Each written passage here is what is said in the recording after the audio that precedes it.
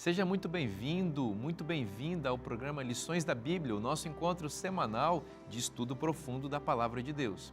E hoje vamos falar de guerra e paz, a guerra de Deus, o conflito de Deus para nos trazer a verdadeira paz.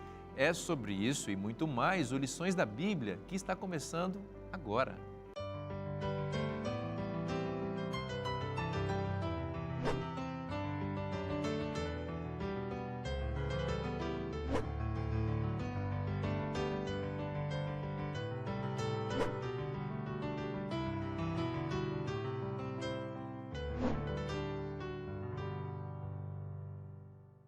Estamos juntos agora aqui para estudar a Palavra de Deus e também na sua companhia. Muito obrigado por estar junto conosco nessa jornada, estudando a Palavra de Deus. Vou apresentar aqui os nossos companheiros de estudo da Bíblia. Aqui à minha esquerda, pastor Leonardo Nunes, seja bem-vindo, meu amigo. Olá, muito obrigado, amigo. Bom estar com você aqui, viu? Pastor Olivares, que bom que você está aqui também, meu irmão. Feliz de estar aqui. Feliz também. Seja bem-vindo, meu amigo Edmur. Uma alegria, muito bom estar aqui. Vou pedir você para fazer oração para a gente, por favor. Vamos lá. Eterno Deus, nosso Pai, nosso grande líder, nosso Senhor, obrigado, Pai, por essa oportunidade que nós temos de poder escutar mais uma vez a Sua voz. Que Deus Espírito Santo tenha liberdade e nos conduzir por esse estudo. Abençoe cada pessoa que está nos ouvindo nesse momento, para que também elas tenham um encontro contigo. Amém. É isso que eu te peço e agradeço, em nome de Jesus Cristo. Amém, Pai. Amém. Amém. Muito bem, nós estamos aqui no capítulo 6 da Carta aos Efésios e a nossa concentração hoje é no verso 10 ao verso 20, em continuidade ao tema da semana passada, né? Nós vimos na semana passada essa guerra cósmica, né, entre Deus e Satanás, que veio importada aqui para a Terra, infelizmente, né, mas que é ao mesmo tempo a nossa única chance, né, de vencer, estar do lado de Cristo, que é o grande vencedor. Pastor Leonardo, vamos elaborar um pouquinho aqui sobre as percepções de Paulo desse conflito a partir aí do verso 10 de Efésios. Ele diz, quanto ao mais. Eu gostei desse quanto ao mais aqui, porque está indo para a conclusão, né? Você já falei muita coisa, né? Mas ele está nos lembrando Salomão aqui, a suma de tudo quanto ao mais... Sede fortalecidos no Senhor e na força do seu poder. Esse quanto ao mais é o restante. A palavra original é restante, né? Ou seja, agora, o sumo que eu vou falar, de tudo que eu falei, o que resta, né? E ele vai falar do poder de Deus, que é o mais importante, que a gente já comentou bastante anteriormente. Mas, além de falar do poder de Deus, ele fala que nós precisamos nos revestir de uma armadura. Então, não basta saber que Deus tem poder. Eu tenho que me revestir desse poder, dessa armadura. E logo mais a gente pode comentar um pouco mais. Eu queria ressaltar aqui nessa questão da armadura uma coisa importante. Não é uma armadura de defesa apenas. Você tem o escudo da armadura, né? Mas você vai ver uma armadura de ataque. Espada, né? E quando ele vai falar lá no final... Depois que ele fala da armadura, ele fala de duas coisas, da oração e da pregação.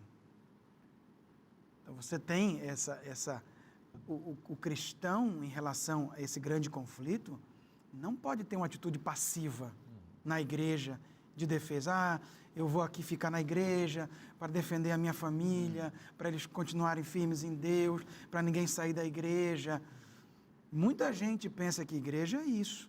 É ter cargo na igreja, que meus filhos fiquem na igreja, que minha esposa fique na igreja, que eu fique na igreja. E aí? Isso está bom? Está, mas não é só isso. Na luta do bem contra o mal, a gente tem que partir para o ataque. Tem que orar, mas tem que evangelizar. Tem a Bíblia, né, para você ler, mas tem a espada, que é a Bíblia, para atacar. Né? Porque... Cada vez que eu faço um evangelismo, ou que alguém faz, é uma luta direta do bem contra o mal.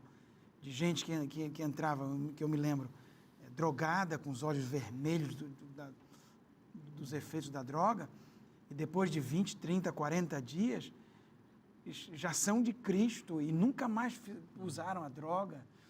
são libertas de maneira poderosa. Ou seja, não dá para ter uma igreja passiva. Está esperando que o povo venha para assistir o teu programa.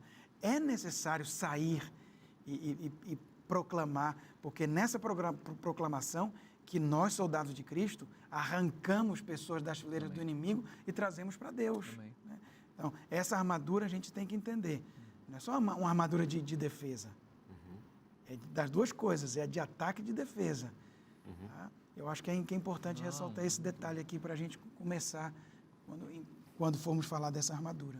Já dizia os estrategistas, né? A melhor defesa é o ataque, né? Quando você está no ataque agora espiritual, ou seja, você está ativo no lado de Deus, ao mesmo tempo você está vigilante, né, contra as ciladas de Satanás, contra a sua vida, né? Talvez importante, já desde o começo, pensar na questão coletiva do texto. O texto está escrito em plural. Quando fala vocês e vós, né? Vocês. De fato, a armadura é uma questão plural. É a igreja unida. Obviamente tem um elemento pessoal, né? Que eu tenho que ser parte desse grupo, mas Paulo está pensando num exército. Se a gente pensa em um exército unido como plural, quer dizer que o fato da armadura, tudo, é plural também. Quer que a palavra, a leitura, tem um monte de elementos ali que não são feitos em termos individualistas. O que acontece hoje? Acontece hoje que nossa religião é muito individualista, de fato. Nós pensamos, certo, que só o fato de estudar a Bíblia, entre nós, pessoalmente, isso é suficiente. Mas Paulo está dizendo, não, os elementos da armadura, que são vários ali que a gente pode depois comentar, estão relacionados com uma questão total, global. E sem pensar sem ir além, mas a gente sempre vai além, né? De algumas metáforas que estão presentes no texto, se a gente pensa num exército, a gente pensa em palavras como lealdade, não só unidade, o fato certo de obedecer uma voz só, e o exército em si mesmo se espera isso. Eu lembro que eu fui pastor de algumas pessoas, certo, que foram parte do exército, e era interessante porque o diálogo que eu tinha com elas era um diálogo assim que eles pensavam de algum jeito ou outro que agora eu era aquele grande líder que eles tinham quando eram parte do exército. Então eu falava, pastor, você pode me enviar onde você quiser, eu vou ir lá. E claro, hoje pode soar até, né, um tanto estranho, mas naquele tempo também ainda sonava estranho. Mas isso demonstra como eles percebiam a unidade importante para cumprir a missão. Como era que ser parte do exército, eles como soldados, né, eram parte da missão em termos de ser obedientes ao Senhor, em termos certos de manter a unidade da igreja. E Paulo, talvez, isso é ler entre linhas, né? Paulo pensa em várias metáforas, verdade? Família global, corpo global, etc. Santuário é uma unidade, mas são vários elementos, né, que vão compor esse edifício, né, para ter o santuário celestial. Mas ainda se nós pensarmos nessa questão, da questão do exército, em termos de Paulo estava pensando no exército que tinha causado terror no mundo, sabe? Que era o exército romano. Quer dizer que cada elemento que nós vamos trazer não são elementos modernos. A gente tem que pensar nas palavras do exército romano. E o exército romano tinha uma característica. Eles atacavam, isso é interessante. Eles atacavam, eles primeiro conversavam, na verdade, mas eles, não era assim, eles iam primeiro, para depois eles receber. Tinha a forma como eles atacavam também era bem particular, a questão da guerra, né? Existem livros, né? Júlio César escreveu um deles, As Guerras das Gálias, né? Como ele ganhou várias batalhas. Então, tudo isso nos mostra que Paulo conhecia essas questões. E agora ele fala, olha, todas essas metáforas, ideias, eu vou trazer para entender agora como a igreja tem que se comportar. E me parece isso que é interessante. E nunca esquecer que o grande general, ele venceu já a batalha. Eu acho interessante aqui que ele faz uma lista, né, da armadura, né? E ele começa no verso 10 falando da força do poder do Senhor. Então, o que é o poder de Deus, né? O apóstolo Paulo já explicou em outros lugares o que é o poder, em Romanos, né? O que é o poder de Deus, né? O evangelho é o poder de Deus, né? Então, o primeiro item da lista a gente poderia dizer que é o poder de Deus. E na compreensão paulina a gente pode fazer essa associação, que o poder de Deus é o fato de Cristo ter morrido no Calvário em substituição à nossa morte, para que nós pudéssemos ter vida nele. Esse é o Evangelho, resumido, né? Isso é o poder de Deus. Então, você quer vencer a guerra espiritual, comece pelo começo, na certeza de que Cristo venceu no seu lugar, e isso garante a sua vitória. Aí depois você pode pegar os itens da armadura, porque você já está com esses elementos já fundamentados no Evangelho. E o verso 13 fala assim: portanto, tomai toda a armadura de Deus, para que possais resistir no dia mau. E depois de ter desvencido tudo, permanecer inabaláveis, né? Eu acho que o que foi tocado aqui é importantíssimo pensar que Deus ele quer prover tudo para que seja possível, né, essa batalha, né? De vez em quando a gente pode até pensar que falta algo, né, para essa batalha, por conta do tamanho da dificuldade que talvez cada um de nós enfrentamos em relação à nossa vida, talvez familiar, financeira, profissional. Parece que falta algo, mas não, né? A armadura de Deus para enfrentar as grandes batalhas da vida, ela está completa, disponível completamente para nós. E isso nos dá certa segurança. Como o pastor Nunes falou, existe o lado do Deus que está à frente, né, lutando as nossas batalhas, e existe o lado da disposição de Deus em prover para nós o que nós precisamos. E isso nos dá confiança, né, para obedecer, né? Essa é uma batalha que envolve a obediência também, né? Porque algumas das armas aqui que nós vamos ver, elas estão ligadas à devoção a Deus, né? A confiança a Deus, a obediência a Ele, a lealdade a Ele, para que então a gente consiga lutar uma guerra que estão nos termos espirituais, né? São coisas que nem sempre se veem, nem sempre são tão claras e evidentes, mas envolvem decisões, raciocínio, envolve privação que acontece de modo introspectivo dentro, né? Nem sempre é visível. Então, Deus ele está disponível a prover. Mas você é pastor de igreja, né? Pastor de igreja. É interessante porque, usualmente, a gente somos pastores também aqui, com outras funções, mas você está na igreja. Quando a igreja vê que alguma coisa não opera, ela não, muitas vezes não funciona como um exército, porque manda o pastor fazer. É assim mesmo? Então, fala assim, olha, um soldado caiu lá, pastor, você vai lá. No exército romano, era o camarada que ia lá ajudar seu camarada, sabe? Sim. Porque está ferido.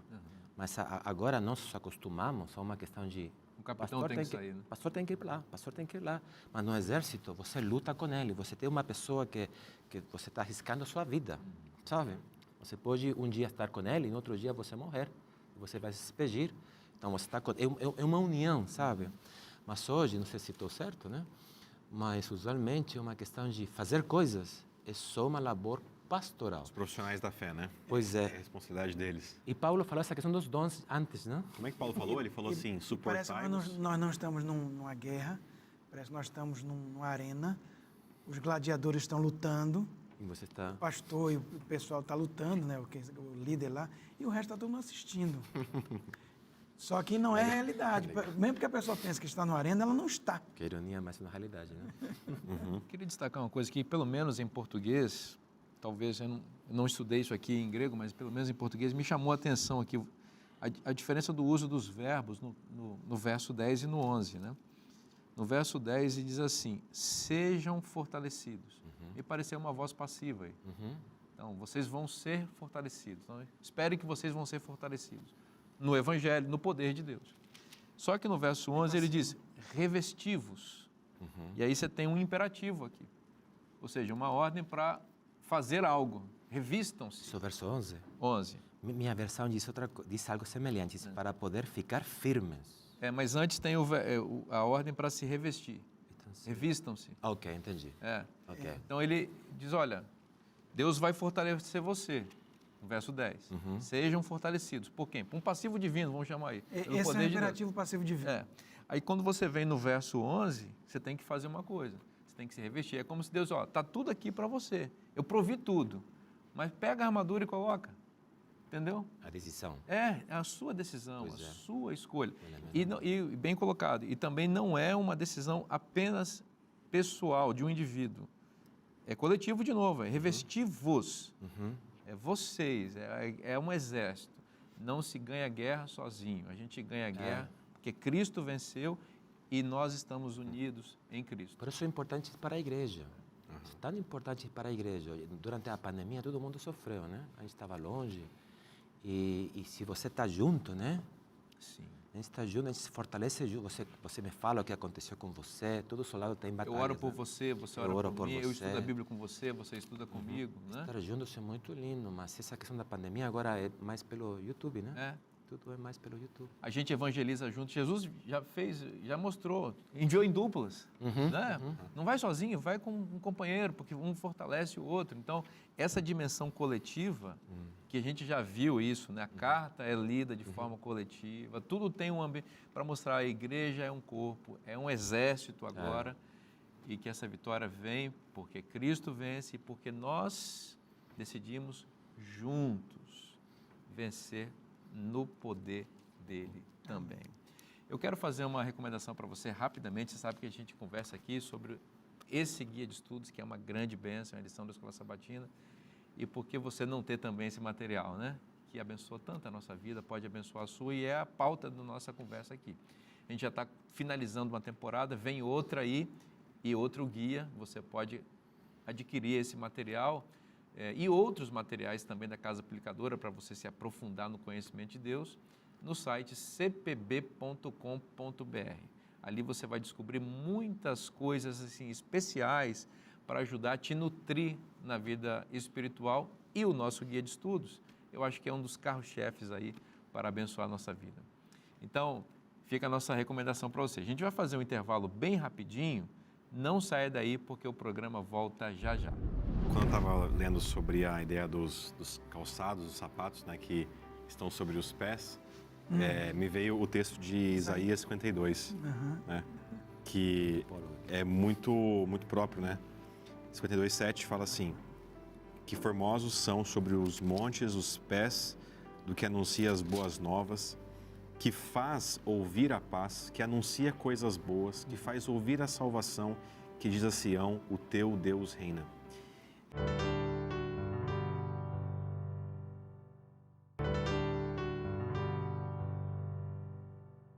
Estamos de volta com o programa Lições da Bíblia e vamos continuar estudando juntos aqui a Palavra de Deus na Carta aos Efésios. Essa temporada tem sido muito especial porque a gente tem se deleitado assim, com todo o conhecimento que o apóstolo Paulo compactou aqui nesse livro tão precioso, que nos ajude a compreender os mistérios de Deus revelados em sua palavra. No bloco anterior, nós estávamos conversando ali, iniciando a introdução dessa conversa sobre a armadura de Deus. E agora, pastor Leonardo, a gente já vai para o verso 13, em que de novo aparece uma conclusiva aqui, pelo menos em português, né? Portanto, esse portanto ecoa aí o que foi dito anteriormente, né? Da guerra, o mundo tenebroso, contra os principados e potestades. E aí ele vai dizer, olha, está vendo aí? Então agora toma a armadura de Deus, né? Isso. Esse, portanto, fala não apenas da luta que tem, mas também vai se remeter ao poder. Ok. Primeira coisa que ele fala, olha, vocês têm o poder de Deus. Tá. Segundo, revestivos da armadura. Aí ele vai dar o terceiro, tem o mal, Sim. tanto mundano quanto espiritual. Diz, portanto, aí ele repete, tome a armadura.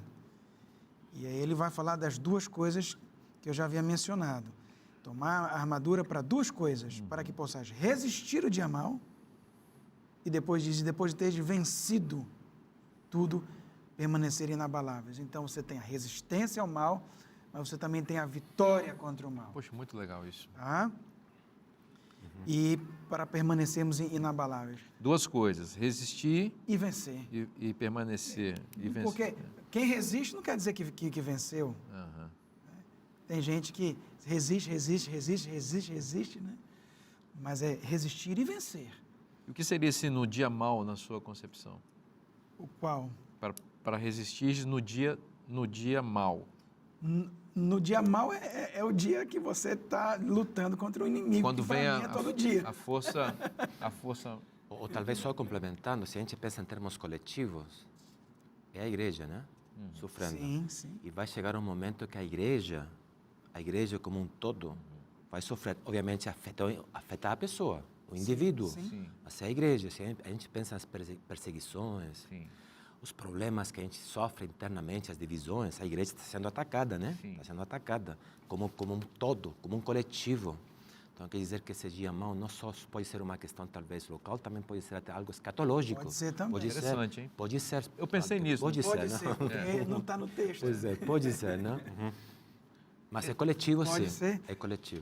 Você falou uma coisa interessante. Todo dia é mal, porque o diabo não para, né? Oh. Eu lembro até do pastor, um evangelista canadense, me falhou o nome dele aqui, mas que ele falava, eu não vou me aposentar. Ele falava em português, né?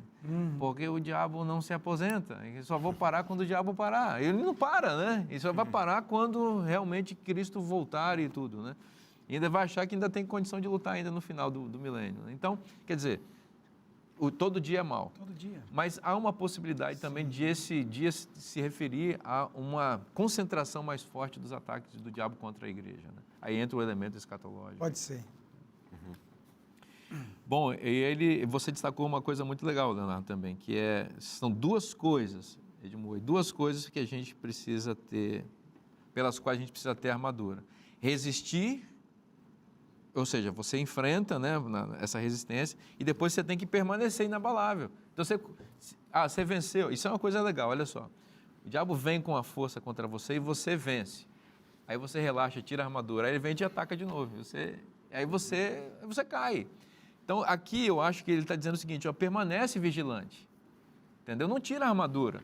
Tem gente que depois de grandes vitórias no campo espiritual, se desarma. Normalmente. Se desarma. E aí vem as grandes depressões espirituais da vida. Então, tem que permanecer. Isso é uma ênfase que o apóstolo Paulo tem, a gente vai ver em Hebreus e a gente vai ver também em Apocalipse, né? Que os santos são caracterizados como perseverantes, né? Aqui está a paciência dos santos, né? Os que guardam os mandamentos de Deus, porque o ataque é contínuo. Então, você tem que estar sempre vigilante. E o padrão de perseverança, você vai perceber isso muito em alguns personagens do texto bíblico, né? De modo geral, né? Você pega Daniel, pega José, Moisés, ali intercedendo pelo povo. Você percebe que a fé viva, a fé verdadeira, ela é altamente perseverante. Ela é quase que uma briga, né? Sabe? É uma coisa que você faz muita questão. Sim. Você tem assim a desejo e a vontade de não vamos chegar nesse lugar aqui. Um detalhe importante sobre o resistir. Nós estamos falando dessa permanência. Isso aí é fundamental. Tiago diz que quem perseverar, né? A perseverança é importante. Mas tem uma coisa interessante sobre o resistir. Às vezes você pensa que leu resistir ao diabo, e o diabo fugirá de vós, como alguém que faz assim, por exemplo, eu tenho dificuldade com tempo que eu gasto em televisão, faz de conta, né? Não no Novo Tempo, no Novo Tempo pode. Não, né? pode, né? Tenho dificuldade que eu não consigo desligar a televisão. Eu assisto na hora do almoço, uma tentação para mim. Então, é o seguinte, para eu resistir, eu vou ligar a televisão e vou dizer assim, eu só vou assistir 15 minutos. Então, a pessoa pensa que resistir é isso, mas às vezes não é. Às vezes resistir é fugir. Fugir.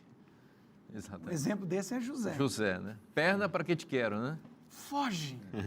Pastor Deu, se o problema da pessoa é pornografia na internet, Para que tem corta. Jesus disse isso. Se o teu olho direito, se a tua mão direita, se a tua perna direita, o que seja, corta. Não pode nem É passar a mutilação espiritual. Porque resistir não é, eu vou mostrar que eu sou forte. Não é isso. Mutilação espiritual, né? Mutilação espiritual. Orígenes fez a mutilação. Esse tal Orígenes levou ao pé da letra. Ao pé da letra. Ele que era um grande alegórico, aí não alegorizou, né? Aí foi ao pé da letra. Né? Essa é a ironia, né? Grande ironia. Então não alegorizamos. Eu me lembro que alguns anos atrás eu tive essa conversa com um amigo meu. Mas como como é que é esse negócio de fugir se a Bíblia está dizendo para resistir? É porque, veja, isso aqui é uma metáfora. A gente não pode pegar a metáfora e levar ao pé da letra, né? Sim. A gente está falando de alegoria só para explicar, né, professor? Pois é. Explica o que é uma alegoria rapidamente para alguém que está A alegoria é uma interpretação que você traz a um texto que não está no texto, mas está na sua imaginação. na imaginação. Exatamente. E a Você gente pode falou- esticar e falar de um monte de coisas que a palavra, que são reais, Aham. é uma realidade, não? Mas que não são parte do pensamento do autor. E a gente falou desse Orígenes, pai da igreja, né? Pois é, ele era Que- um grande alegórico, né? Pois é. Tinha uma grande imaginação. E nesse texto de Cristo, que é um metafórico, né? Se o teu olho direito, se a tua mão faz você pecar, se o seu olho corta, e ele foi e fez. Arranca, corta. E arranca, e ele fez isso. Deveria ter alegorizado isso. Pois é. E aí, quando ele vai continuar, ele fala assim, né, no verso 14, estáis, pois, firmes, cingindo-vos com a verdade, né, e vestindo-vos da couraça da justiça.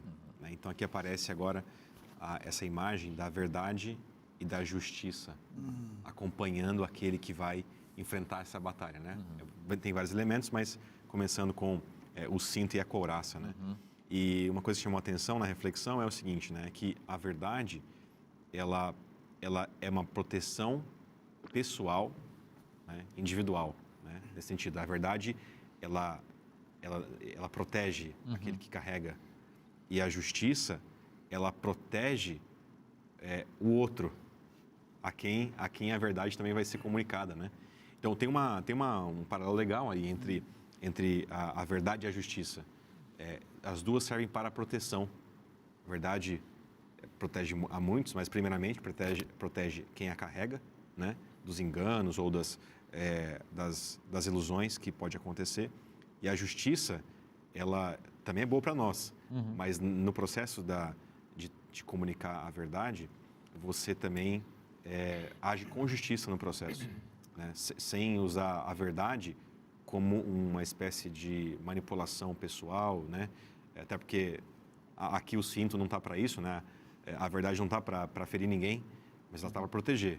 E é interessante esse paralelo aí entre verdade e justiça. A justiça, sem querer alegorizar, Tá todo mundo com medo da alegoria. porque o que é verdade? Isso não é alegoria. O que a Bíblia diz que é verdade? O que Paulo tem na mente dele quando ele fala sobre verdade? E ele fala disso antes, né? Sim, exatamente. É a palavra de Deus. A palavra de Deus, Jesus é a verdade, o Espírito é a verdade. Essas coisas todas são a verdade. E outra, existe a verdade. Segundo, o que é justiça? Que eu preciso vestir. Que a couraça você veste, né? O que é a justiça que eu preciso vestir? Vamos para Paulo. Justiça de Deus. Isso é fantástico. Não é justiça retributiva, mas é justiça substitutiva em Cristo. E aí você vai para Isaías dizendo que você precisa se revestir da salvação, você precisa colocar o manto da justiça. Justiça e salvação são a mesma coisa. Eu acho que tem aqueles conceitos de justiça atribuída e de justiça comunicada, a gente podia trazer aqui, porque tudo vem de Deus, né? Sim. E o que é a couraça agora, sem alegoria, né? O que é a couraça? É a grande proteção. É a grande proteção do soldado. Qual é a nossa proteção? É a justiça de Deus, que é atribuída a nós. Quando Deus declara lá em seu santuário, Ele é justo, não por meus méritos, não por minha força, é a justiça de Deus, é ela que me protege. Agora, essa justiça, ela é fundamentada na verdade de Deus. A gente tem acesso a essa justiça pela palavra de Deus, né? O que o apóstolo Paulo diz, né? Como que a fé vem, né? Vem pelo ouvir e ouvir da palavra de Deus. E a gente acessa a justiça pela fé. Perfeito. Então, essa justiça que vem porque a gente ouviu a palavra, ela nos protege dos ataques do diabo. Me parece também importante sublinhar o fato de que, aparentemente, olha, estou sublinhando essa palavra, né? Aparentemente, quando você nota a palavra, aparece verdade, justiça, paz, fé, salvação, todos aparentemente são conceitos abstratos. Mas a batalha é espiritual. E a recomendação são conceitos espirituais. Não é uma questão literal, né? Como é uma batalha espiritual, você precisa de conceitos aparentemente abstratos, mas que são netamente espirituais. O que vocês estão falando, a questão da verdade, aparentemente é abstrato, né? Mas é o fato de que eu estou conectado com Deus através da palavra. A justiça quer dizer que todos os dias eu começo o meu dia a dia pedindo que Deus me cobra, né? Me perdoa meus pecados. É dizer que aparentemente é uma questão, olha, tudo assim, está viajando, né? Não, Paulo não está dizendo isso. Paulo está dizendo, olha, é uma batalha espiritual que você não vê, sabe? Uma questão que você não vê. Então, você tem que usar aqueles elementos que são parte dessa fé, porque é uma questão espiritual. Pensei na justiça de couraça aqui. Paulo está usando uma metáfora militar, né? Mas a ideia da propiciação é muito interessante aqui. Até o próprio propiciatório, né? De onde vem a ideia de propiciação. Que é essa cobertura que se interpõe entre a justiça e até a ira divina contra o pecado e o pecador. Então, o que a couraça nessa metáfora aqui faz? Esse papel propiciatório, né, entre nós e Deus. Né? E usa a palavra vestir. Vestir. Vestir, justiça. Esse é um tema bíblico. E paulino, né? Que começa lá em Gênesis e vai até Apocalipse 22. Quando o ser humano peca, Adão e Eva pecam, o que eles fazem? Folha de oliveira que seca e murcha. E se veste. Obrigado. De figueira que veste e murcha. E a palavra ali é avental, só cobre a frente. Aí vem Deus, pega pele de cordeiro, faz uma roupa e veste. E você tem essa questão de vestuário lá com Josué, as parábolas das bodas que você só entra, até o final. Bem-aventurado aqueles que lavam suas vestes. Então, veste, justiça, salvação, está tudo ligado. Verso 16, segurando sempre o escudo da fé, com o qual poderão apagar todos os dardos inflamados do maligno. Aqui a gente tem um grande conflito, né? Presente.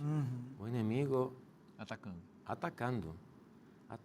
E não é que o homem vai resistir pela sua força, né? É uma questão da fé. Então, sem tentar puxar muito não, a passagem, mas a gente nota que tem um conflito ali onde o inimigo é aquele que está atacando. E nesse vestir, nesse atuar em termos espirituais, o único jeito é que nós tenhamos fé. Então, qual é a grande estratégia desse outro general do mal, né? A grande estratégia é, primeiro, tirar-nos da palavra, né? Não tem a palavra. Segundo, salvação pelas obras, tirar a justiça. E terceiro, explicar tudo aquilo que pode ser explicado pela fé. Quer dizer que o diabo tem uma estratégia, que essa armadura seja desarmada, através do que está fazendo hoje. Se você... É interessante, tem vezes que me perguntam, pastor, você viu esse documentário que explica as pragas? Você viu esse documentário que explica aqui? Tudo tem explicação. Que Jesus fez isso, porque a fé finalmente é avalada, né? E tudo que nós vivemos também, tanto assim, se você ainda é uma pessoa cristã, que você acredita em Deus, nossa fé também pode ser avalada. Então, e por quê? Porque o inimigo cria estratégias para nos tirar, para que essa armadura, em termos desses conceitos, né, não tenha sentido nem valor nenhum. Muito bom. Quando eu estava lendo sobre a ideia dos calçados, dos sapatos, né, que estão sobre os pés, me veio o texto de Isaías 52, né, que é muito, muito próprio, né? 52:7 fala assim: que formosos são sobre os montes os pés do que anuncia as boas novas, que faz ouvir a paz, que anuncia coisas boas, que faz ouvir a salvação, que diz a Sião, o teu Deus reina. E o contexto dessa pregação, né, é o contexto pós-cativeiro, né, do ataque à terra de Israel, onde algumas pessoas se dispuseram a ser os arautos, né, a comunicar, subindo pelas montanhas, indo para os vales, para comunicar uma coisa. A gente, aparentemente, né, perdemos uma guerra, um povo foi levado para o cativeiro, mães sem filhos, pais mortos, a desolação de Israel acontecendo quando o texto chega aqui. Mas aí existem pessoas no meio da desolação dizendo o seguinte, trazendo boas novas, né? Anunciando coisas boas. anunciando a salvação, dizendo que nosso Deus reina. Amém. E tem um detalhe nessa história, né? Os pés que vão nas montanhas, eles são feridos. Andar na montanha não é uma coisa tão simples assim, não. O pastor deve saber. Mas os pés feridos, machucados, são chamados de conformosos, são esses pés. Porque eles carregam a mensagem, carregam e falam, mesmo em meio aos momentos em que na batalha a gente é ferido. E tem muitos guerreiros de Deus feridos, mas são guerreiros de Deus. Amém. Mas continuam anunciando a paz através da boa notícia. Então, eu queria talvez até dar esse recadinho para quem está nos ouvindo e uma palavra de bênção para aqueles que estão aqui seguindo a vida cristã.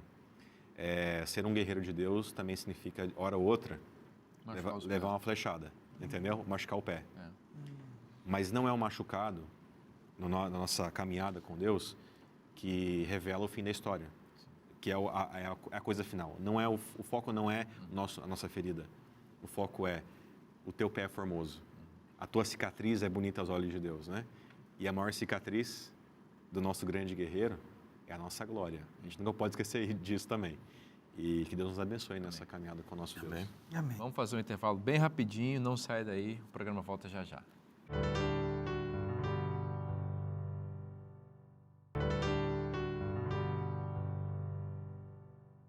Estamos de volta para o último bloco do nosso encontro de hoje e está uma bênção poder estudar a Palavra de Deus. E eu quero aproveitar esse momento aqui e fazer uma sugestão carinhosa para você que está estudando o tema do conflito hoje aqui, da armadura de Deus e que quer se revestir dessa armadura. Como é que você faz para fazer isso? Primeira coisa é compreender a Palavra de Deus. E você sabe, quando a gente fala em estudar a Bíblia e compreender a Palavra de Deus, nós necessitamos de auxílio para isso. E nós desenvolvemos aqui uma revista muito bonita, muito bem ilustrada, didaticamente preparada para ajudar você a compreender a Bíblia, né, para você vencer nessa guerra e se revestir da armadura de Deus. Esse material aqui tem várias doutrinas bíblicas essenciais que você precisa entender para caminhar com Cristo de maneira segura. Como faz para ter essa bênção na sua casa? É só você mandar um WhatsApp para o número que está aparecendo na sua tela, você vai preencher um rápido cadastro, nós vamos enviar então esse material sem custo nenhum para você, totalmente de graça, essa revista, porque você sabe que isso é um oferecimento dos Anjos da Esperança, tá bom? Então fica a nossa dica para você, a nossa recomendação, eu espero que isso seja uma grande bênção na sua vida e na sua família. Vamos continuar aqui conversando sobre o texto de Efésios, capítulo 6. Pastor Olivares, eu queria que você continuasse a discussão que vem aqui do nosso amigo Edmur, do bloco anterior. Pensando naquilo que o Edmur falou, me parece notável o fato de que ele conectou essa passagem com o texto do Velho Testamento, né?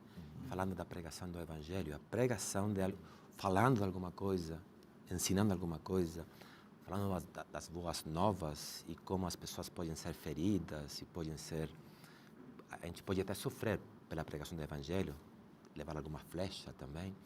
E pensando no capítulo 6, verso 15, né? que foi o texto aqui que o pastor usou, tenham os pés calçados com a preparação do Evangelho da paz, segurando, etc., o escudo da fé.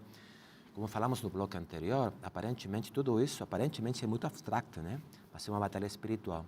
E isso me pareceu interessante pensar que uma estratégia divina, né, para a fé é trabalhar para Deus. Uma igreja que não trabalha, dá trabalho, né? Isso, eu, como pastor, eu falava disso sempre. Uma igreja que está assim, falando coisa, não trabalha. Mas se uma igreja que trabalha, é uma igreja, finalmente, que se resiste como uma comunidade, como um todo, frente a essas armadilhas. Então, novamente, uma questão espiritual, não uma questão física, né? É dizer, Paulo está dizendo, olha, uma coisa para que você saiba, trabalhe, pregue o Evangelho. Isso vai te ajudar na vida espiritual como uma comunidade, como um todo. E essa igreja vai poder ser vai poder resistir depois dos dardos do maligno. Historicamente, em termos históricos, quando a igreja parou de evangelizar, as heresias começaram a entrar. Quando a igreja parou de falar para outros, começaram a surgir pessoas, ideias, conceitos. Então, me parece que uma igreja que trabalha é uma igreja que cresce e que nesse grande conflito resiste também às investidas não, do inimigo. Eu achei significativo que aqui o evangelho é caracterizado como o evangelho da paz. E ele está numa passagem falando de armadura e de guerra. Não é? E ele disse que essa guerra não é contra carne e sangue, mas contra as forças do mal, resumidamente aqui. Né? E o que o evangelho faz nesse sentido? É um anúncio para as pessoas de que eles não precisam lutar contra Deus. É o evangelho da reconciliação entre nós e Deus. O apóstolo Paulo disse isso. Então, existe paz, existem condições de paz estabelecidas. Me lembrei até daquela parábola, né, que Jesus contou, de um rei que vem com um exército gigantesco contra um rei que tem um exército menor.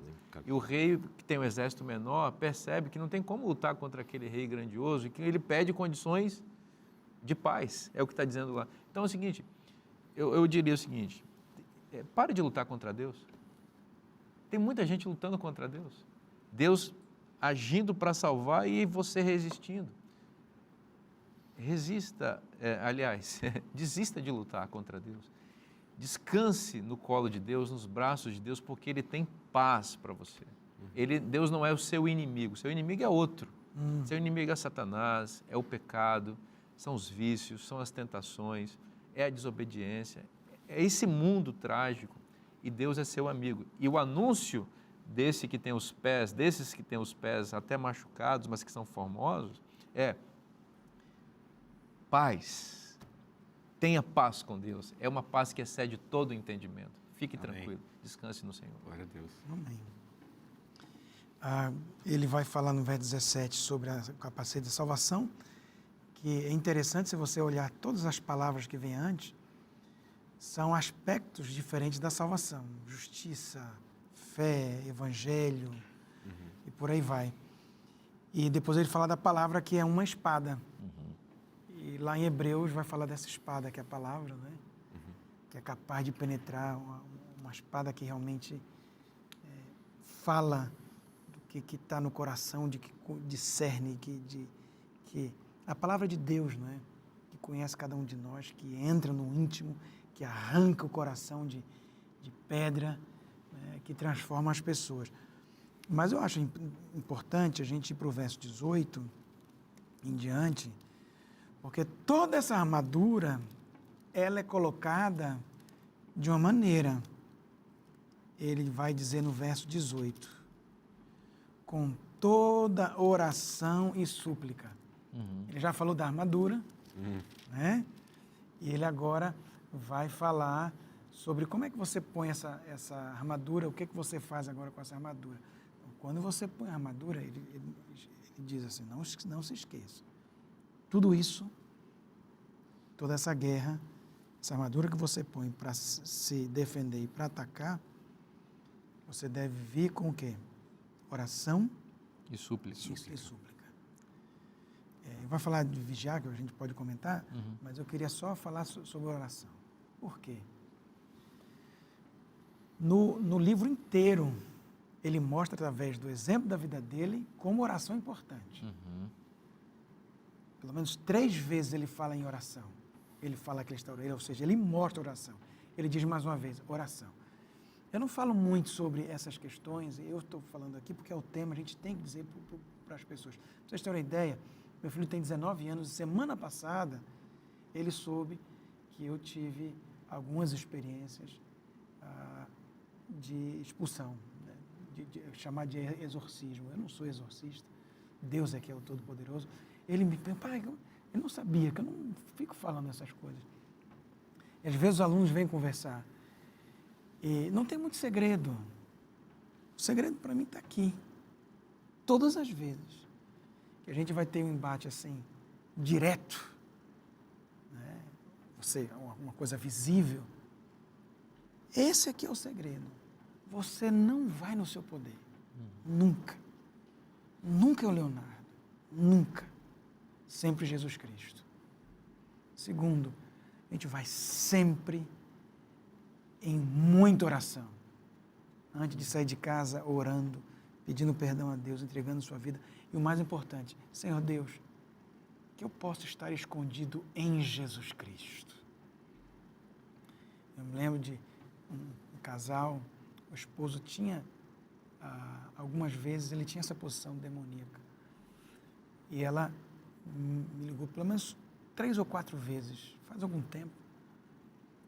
Eu disse, minha irmã, a senhora precisa que eu e minha esposa vamos aí à sua casa agora? Ela disse, não, pastor, pode fazer uma oração. Ali na madrugada, minha esposa e eu, a gente levantava, e no telefone a gente fazia oração. Para honra e glória de Deus, depois da 3ª ou 4ª vez, nunca mais o inimigo se manifestou. Porque não basta eu de cá orar, eles lá também têm que orar. E inúmeras, mas todas elas em Cristo, no poder de Deus e com muita oração. Porque Deus é mais poderoso do que tudo que nós possamos fazer. Então, ele não pode ir na nossa força, tem que ser na oração de Deus. Até poderia aparecer oração em alguma das partes da armadura, né? Mas eu acho que está fora por algum motivo específico, né? Talvez porque ele diz aqui, com oração. Você toma a armadura com oração. Com oração. É por meio da oração que você acessa ela. Né? Me parece que as nossas conversas com Deus, elas têm não sei se é um status, mas ela tem um significado, uma importância, sabe? E eu até, às vezes, eu desafio as pessoas com quem eu encontro, que eu posso pastorear, a tentar fazer o exercício de não somente falar nas orações, mas também de dar espaço em silêncio para ouvir a Deus falando. E ouvir Deus falando em oração é uma coisa que não é comum para a cristandade moderna, né?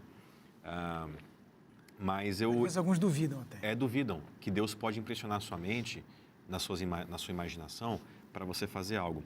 Mas eu queria só dizer para quem está nos ouvindo que Jesus passava uma noite inteira orando.